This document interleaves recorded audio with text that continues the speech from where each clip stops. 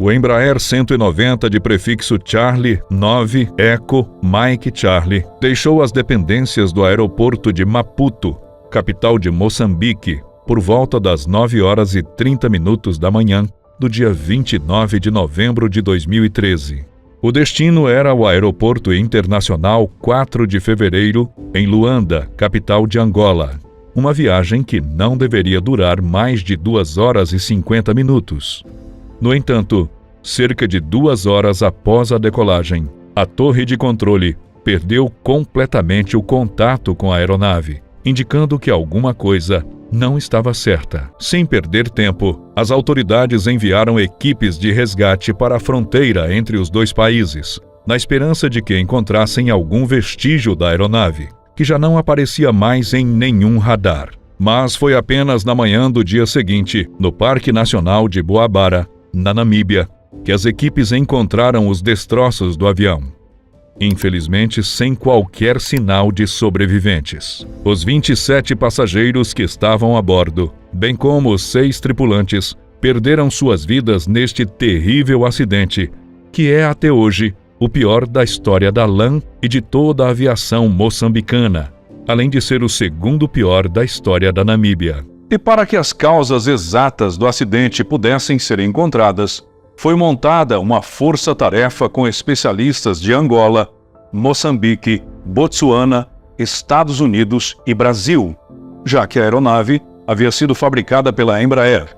O comandante do voo 470 era Hermínio dos Santos Fernandes, de 49 anos de idade, que contava com mais de 9.000 horas de voo na sua carreira, sendo mais de 2.500 apenas em modelos idênticos ao que pilotava naquele dia. Grácio Gregório, de 24 anos, era o primeiro oficial com mais de 1.000 horas de voo na sua carreira e apenas 100 em modelos Embraer 190. Com 1h50 de voo, os registros da aeronave mostraram que o primeiro oficial saiu da cabine para ir até o banheiro, deixando o comandante sozinho. Neste momento, o relatório afirma que é possível perceber que a porta da cabine foi trancada de forma eletrônica e a caixa preta não registrou mais nenhuma conversa. A partir daí, o comandante realizou uma série de comandos deliberados no painel do avião, baixando drasticamente a altitude de cruzeiro e desativando manualmente o piloto automático. Essas atitudes fizeram com que houvesse um retardo significativo nas alavancas do acelerador, causando uma oscilação drástica na velocidade. O relatório aponta que o piloto sabia exatamente o que estava fazendo e que, em momento algum, a tripulação relatou qualquer tipo de problema ou situação de emergência. Em outras palavras, ao que tudo indica, o piloto estava tentando derrubar a aeronave por conta própria. De forma taxativa, o relatório concluiu que as alterações no sistema de piloto automático, provavelmente por parte do comandante, fizeram com que a aeronave saísse do voo de cruzeiro para uma descida deliberada, causando a queda do avião e a morte de todos que estavam a bordo.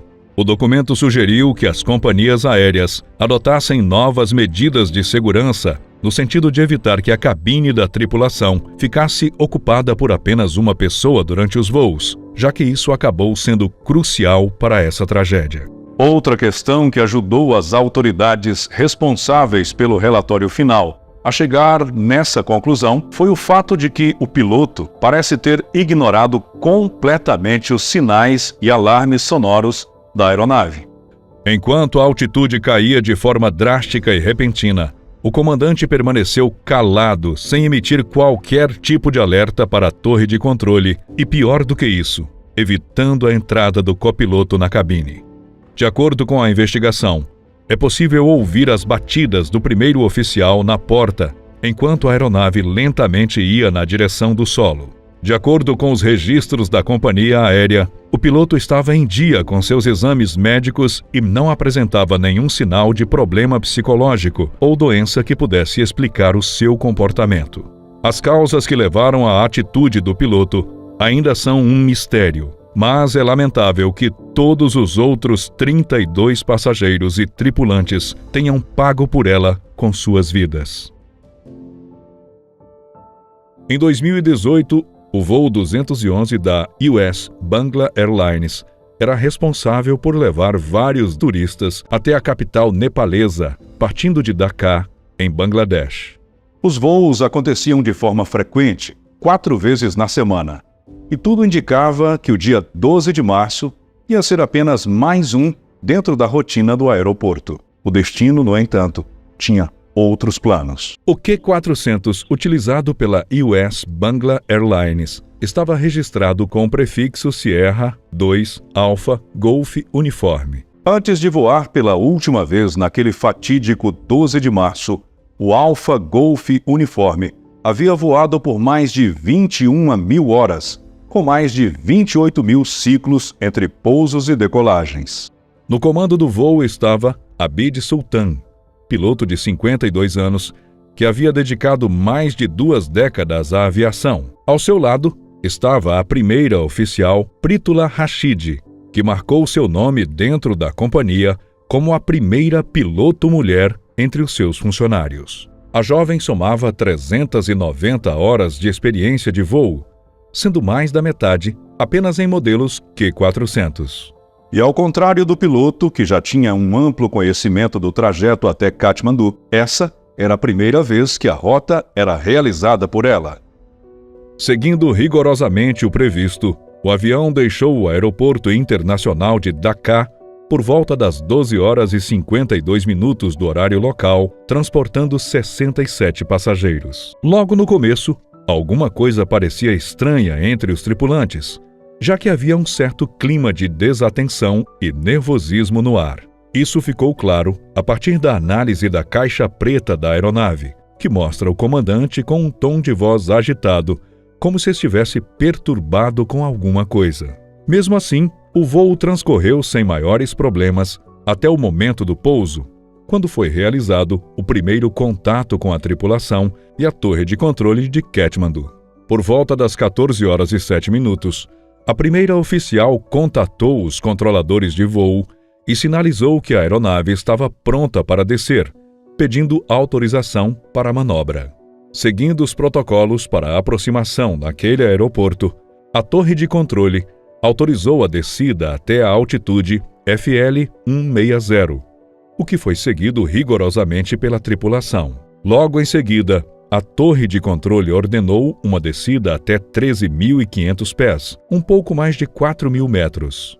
O comandante deveria manter a aeronave no ponto conhecido como Guras, uma das referências nos arredores do aeroporto de Katmandu. Essa instrução, para se manter um ponto específico conhecida como hold, é comum em situações onde existe certo congestionamento no espaço aéreo ou quando a aeronave precisa esperar alguma outra condição favorável para realizar a rota de descida. Alguns minutos depois, a tripulação recebeu o comando para reduzir a velocidade e descer até 12.500 pés, um pouco mais de 3.800 metros, seguida de uma nova orientação para descer até 3.500 metros. Nesse momento, o comandante foi autorizado a se aproximar da pista 02 do aeroporto, utilizando a aproximação VOR, um sistema de navegação que se baseia em sinais de rádio que ajudam na orientação dos tripulantes.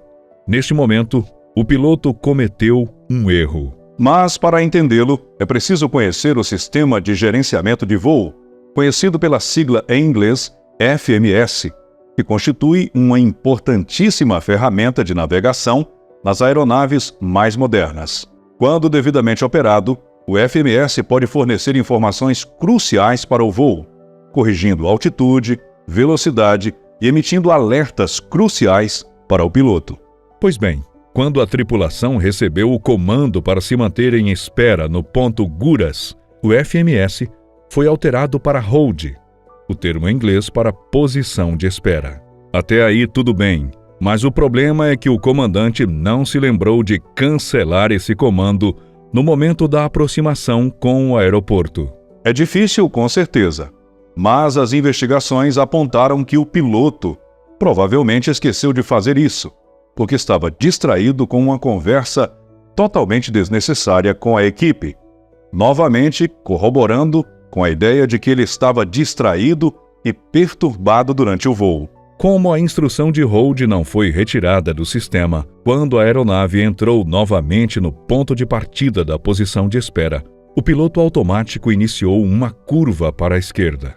Ao perceber o que estava acontecendo, o piloto corrigiu seu próprio erro e recolocou o avião na rota correta.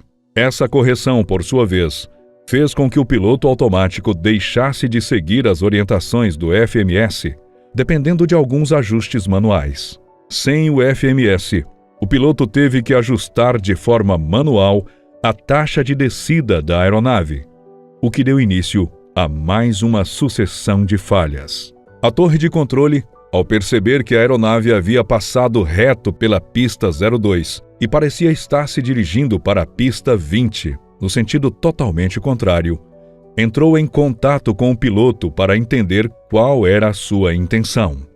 Totalmente perdido, o comandante confirmou que iria pousar na pista 02, sem saber que já havia passado por ela. O avião passou a apenas 15 metros de distância do telhado do terminal de embarque do aeroporto e os controladores de voo chegaram a se abaixar com medo da aeronave se chocar contra a torre. Completamente desgovernada, a aeronave caiu e se desintegrou, dando início a um grande incêndio a mais ou menos 442 metros de distância da pista. Imagens impressionantes nos momentos que antecederam o acidente são chocantes. Nelas, é possível ver a aeronave voando em altitude extremamente baixa, já indicando que algo muito errado estava acontecendo. Das 71 pessoas que estavam a bordo, apenas 20 conseguiram sobreviver. O piloto chegou a ser encaminhado para o hospital com vários traumas na cabeça e no peito. Infelizmente, ele não conseguiu se recuperar dos ferimentos. A primeira oficial e os outros 2 tripulantes não resistiram ao impacto e morreram na hora. As causas oficiais do acidente foram conhecidas em 27 de janeiro de 2019, quando a Comissão de Investigação de Acidentes Aéreos, formada pelo governo negalês, publicou o relatório oficial. Nele, as autoridades apontaram que as investigações traziam elementos claros de que o piloto estava desorientado nos momentos finais do voo, sem ter consciência sobre a situação na qual a aeronave estava inserida. O relatório também menciona que em diversos momentos da gravação feita pela Caixa Preta, é possível ouvir o piloto chorando e demonstrando seu cansaço devido à falta de sono. Durante o voo, ele reclamou várias vezes de uma suposta crítica feita contra ele por uma de suas alunas, que teria questionado a sua qualidade como instrutor. Um fato importante de se destacar é que o comandante havia solicitado demissão recentemente, mas estava cumprindo uma espécie de aviso prévio antes de se desligar formalmente da empresa. O comandante teria comentado com a primeira oficial que ele estava saindo da empresa por conta de boatos espalhados contra ele envolvendo um suposto caso extraconjugal. Após a publicação do relatório, diversas autoridades de Bangladesh criticaram o documento, dizendo que ele deixava a culpa totalmente em cima do piloto, sem mencionar uma suposta parcela de culpa dos controladores de tráfego aéreo. Na visão deles, os controladores falharam em ajudar a tripulação quando perceberam que eles estavam totalmente desorientados. Como você pôde ver, uma sucessão de erros fez com que 51 pessoas perdessem a vida em um acidente que poderia ter sido evitado com um maior grau de cuidado e atenção por parte do piloto.